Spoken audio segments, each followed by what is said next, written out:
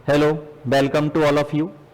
देखिए प्यारे साथियों, बच्चों, मित्रों, आप लोगों के लिए आज मैं एक बहुत ही रोचक कथा लेकर के आया हूं। ठाकुर जी की एक कहानी है। उस ठाकुर जी की कहानी को मैं आप लोगों के साथ शेयर करना चाहता हूं आज। एक बार एक व्यक्ति था, कमल किशोर नाम का।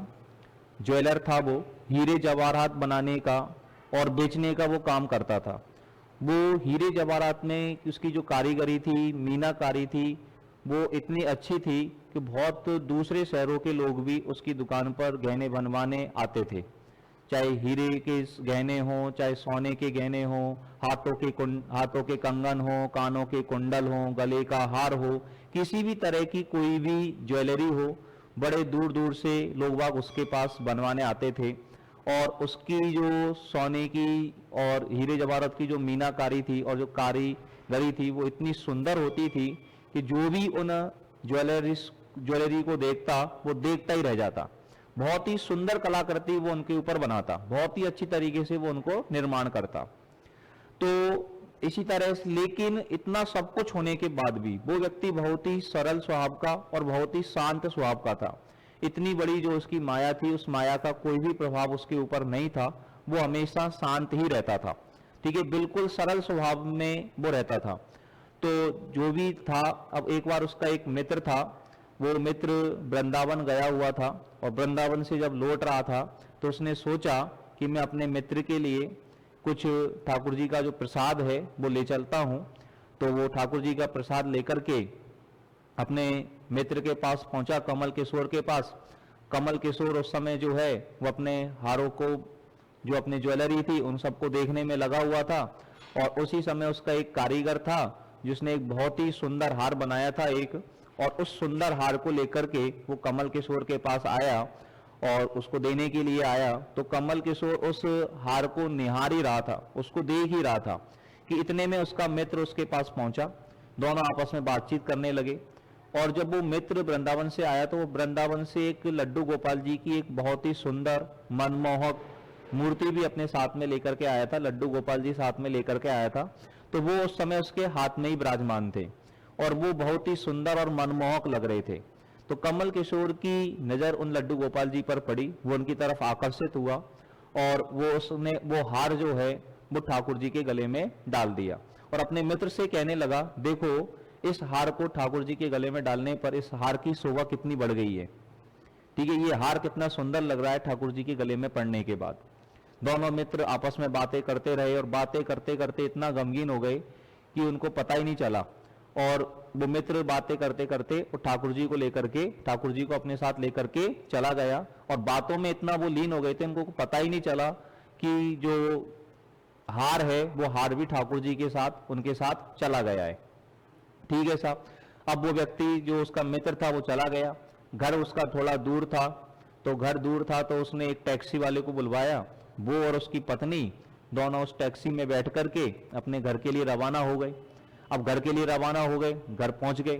तो हुआ क्या कि वो अपने टैक्सी वाले को किराया दे करके अपने घर पर उतर गए।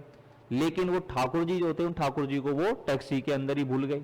अब ठाकुर जी साहब रह गए टैक्सी के अंदर, विराजमान पीछे वाली सीट पर अच्छे से। ठीक है ना, बहुत ही शानदार तरीके से, बहुत ही मनमोहक लग रहे थे। पीछे वाली सीट पर टैक्सी वाले की पर विराजमान हो गए। टैक्सी वाला चल दिया साहब। अब टैक्सी वाला भी क्या है, दूसरे शहर से आता था। वो इस शहर में काम धंधा करने के लिए आता था। अपने बहुत ही निर्धन परिवार से था और उसके कोई संतान भी नहीं थी। बहुत गरीब परिवार से था वो टैक्सी वाला। और वो इस शहर में जो है वो काम करने के लिए आता था। तो अब आज उसको वापस घर भी जाना था, थोड़ा काम था। तो वो अपने शहर की तरफ वापस चल पड़ा। उसको भी ध्यान नहीं रहा कि किसी सवारी का कोई सामान छूट गया है। अब वो साहब अपने शहर, अपने घर पहुंचा। तो घर पहुंचने पर उसने देखा कि पीछे वो लड्डू गोपाल जी पीछे वाली सीट पर बहुत ही सही तरीके से विराजमान हैं, बहुत ही सुंदर लग रहे हैं। उनके हाथों में बांसुरी, गले में हार, सिर पर मुकुट, बहुत ही प्यारे और मनमोहक लग रहे थे साहब ठाकुर जी। उनको देख करके एक बार उसको लगा पता नहीं किस सवारी का रहा है। अब दिन भर उसने टैक्सी चलाई, उसको भी पता नहीं कि किस सवारी का ये छूट गया साहब। ठीक है, काफी देर तक वो सोचता रहा, उसको याद नहीं आया। तो फिर उसने अब कर भी क्या सकता था, वो बहुत दूर भी आ गया और उसको ये भी पता नहीं था कि किस सवारी का रहा है, किसको वो देने जाए। तो उसने हाथ धो करके, हाथ बात धो करके ठाकुर जी को उठाया और अपने साथ अंदर लेकर के गया। और उसकी पत्नी ने उनको देखा, अंदर गया तो उसकी पत्नी का नाम था मालती।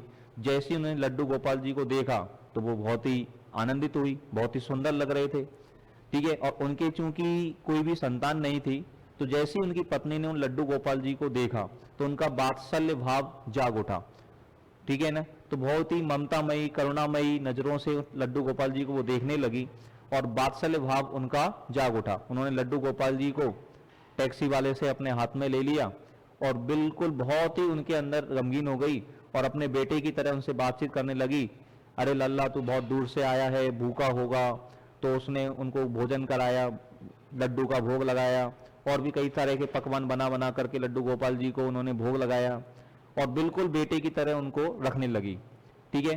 अब टैक्सी वाला भी बहुत प्रसन्न था, आज उसकी पत्नी बहुत खुश थी।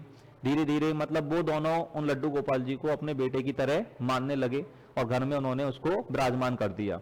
जब से लड्डू गोपाल जी उनके घर में आए तो उनके घर में घर की रौनक ही बढ़ गई, उनका व्यापार भी बहुत अच्छा चलने लगा, घर में बहुत सारी खुशियां आई।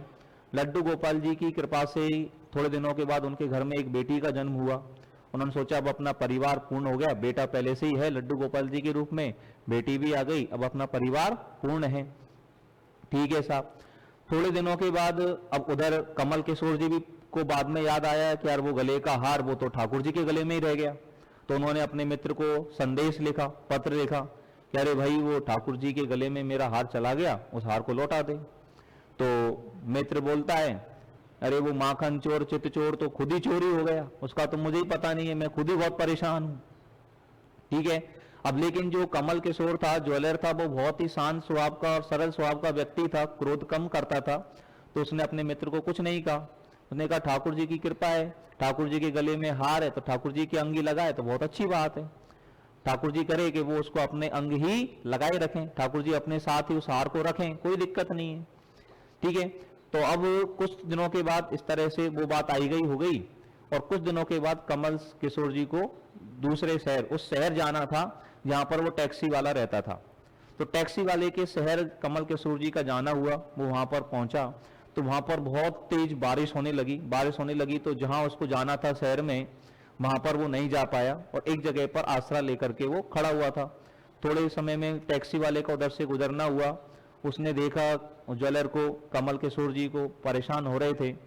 तो उन्होंने कहा इतना तेज मौसम है, सभी जगह पर पानी पानी हो गया है, आप लोग अपने गंतव्य तक, अपनी मंजिल तक नहीं पहुंच पाएंगे, आप चाहें तो आप, मेरा घर पास में ही है, आपको मैं वहां ले चलता हूं, आप वहां पर थोड़ा सा आराम कर सकते हैं, जब पानी कम हो जाए, मौसम ठीक हो जाए तो अपने घर चले जाना, अपनी मंजिल चले जाना।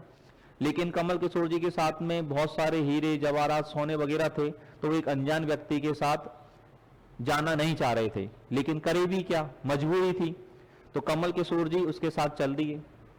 अब कमल किशोर जी को लेकर के टैक्सी वाला जो है अपने घर पहुंचा। अब घर पहुंचा तो घर पहुंच करके उसने अपनी पत्नी से कहा, मालती से, देखो मालती आज अपने घर मेहमान आए हैं, इनके लिए खाना बनाइए। तो भोजन बनाते हैं, कमल किशोर जी को वो भोजन कराते हैं। लेकिन कमल किशोर जी की निगाह वहां पर घर पर एक कोने की तरफ जा रही थी, वहां से एक अलौकिक प्रकाश आ रहा था, बहुत ही दिव्य प्रकाश निकल करके आ रहा था, जो वो प्रकाश उनको बार बार उस कोने की तरफ आकर्षित कर रहा था। भोजन करते करते कमल किशोर जी ने उन्होंने पूछा, मैं क्या इस तरफ कुछ मेरा मन आकर्षित हो रहा है, तो इधर जाकर के क्या मैं कुछ दर्शन लाभ कर सकता हूँ, कुछ देख रेख कर सकता हूँ? तो उन्होंने कहा क्या नहीं, क्यों नहीं, कोई दिक्कत नहीं है। तो उन्होंने वहां पर गए साहब, देखा तो ठाकुर जी को उन्होंने देखा, तो उनको देखा ठाकुर जी के गले में तो वही हार है जो उनके मित्र के, जो मित्र ठाकुर जी को लेकर के आए थे उनके गले में उन्होंने डाला था। तो उनका थोड़ा सा मन घबराया, उन्होंने उसके टैक्सी वाले से पूछा, टैक्सी वाले ने वो सारा का सारा वृतांत, क्या घटना घटित हुई, वो सारी की सारी घटनाएं उनको सुना दी और बोला साहब मैं कर भी क्या सकता था, मुझे पता नहीं था किसका है किसका नहीं है, कहाँ इसको पहुंचाता, तो ये मैंने मेरे पास ही रख लिया। तो उन्होंने कहा, तो उसको कहा आपको पता है इस हीरे की, इस हार की कीमत क्या है, ये कितना कीमती हार है? तो टैक्सी वाले ने कहा साहब ठाकुर जी ही जाने, मेरे लिए तो इस हार का कोई मोल नहीं है, मेरे लिए तो ये अनमोल है, जब से ठाकुर जी यहाँ पर मेरे घर में आए हैं, मेरे घर का तो दशा ही बदल गई, हमारे घर में खुशियां ही खुशियां आ गई। तो इन सारी खुशियों के आगे, इन सारी चीजों के आगे मेरे लिए इस हार का कोई मोल नहीं है। ठीक है, तो उसने अब उसकी बात को, कमल किशोर जी की बात को अनसुना कर दिया। कोई बात नहीं, कमल किशोर जाने ठाकुर जी के अंग हैं, शांत स्वभाव का व्यक्ति था। ठाकुर जी अपने अंग लगाए रखे, बस सोच समझ करके वो अपने घर वापस आ गया। टैक्सी वाला उसको छोड़ने, ज्वेलर तक, उसकी दुकान तक उसको छोड़ने आ गया टैक्सी वाला। जब कमल किशोर उतर करके अपनी दुकान पर जा रहा था तो टैक्सी वाले ने कहा कि साहब आपका ये बैग तो यहाँ पर छूट गया है, इस बैग को अपने साथ लेकर के जाओ। लेकिन कमल किशोर जी ने कहा मेरा तो कोई बैग नहीं छूटा साहब, मेरा तो कोई बैग है ही नहीं, कोई बैग नहीं छूटा मेरा तो टैक्सी वाले ने कहा नहीं साहब आपका ये बैग है, ये अभी आपसे छूटा है, आप इसको रख लीजिए। और कमल किशोर ने जब उस बैग को खोलकर देखा तो उस बैग में काफी सारे पैसे थे, बहुत सारे रुपए थे, इतने रुपए थे जो उस हार की कीमत थी। तो अब उस कमल किशोर को समझ में आया कि जब तक हमने बिना किसी मोल भाव के, बिना किसी भावना के, बिना कुछ चाहे हम ये कामना करते रहे कि वो हार ठाकुर जी के अंग लगाए रखे, तब तक तो ठाकुर जी ने उस हार को अपने अंग लगाए रखा। लेकिन जैसे ही आज उसने पैसों के बारे में ठाकुर जी को सुनाया तो ठाकुर जी ने उसके पैसे उसको लौटा दिए।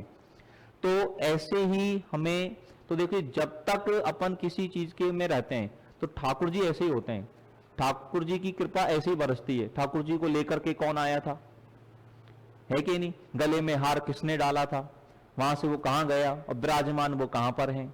तो ठाकुर जी अपन को जो भी करना है, हम जो चाहे वो करते रहें, लेकिन होता वही है जो ठाकुर जी चाहते हैं। तो हमेशा अपने कामों को, अपने कर्म, हमें हमारा कर्म करना है, अपने उन कर्मों को हम लोग करते रहें और फल की इच्छा तो सब ठाकुर जी के हाथ में है। जो भी अपन को करना है, जो वो चाहेगा वही होगा। तो हमें अपने कर्मों को अच्छे से करते रहना चाहिए। यही मैं आप लोगों से आज कहना चाहता हूं। धन्यवाद, थैंक यू वेरी मच।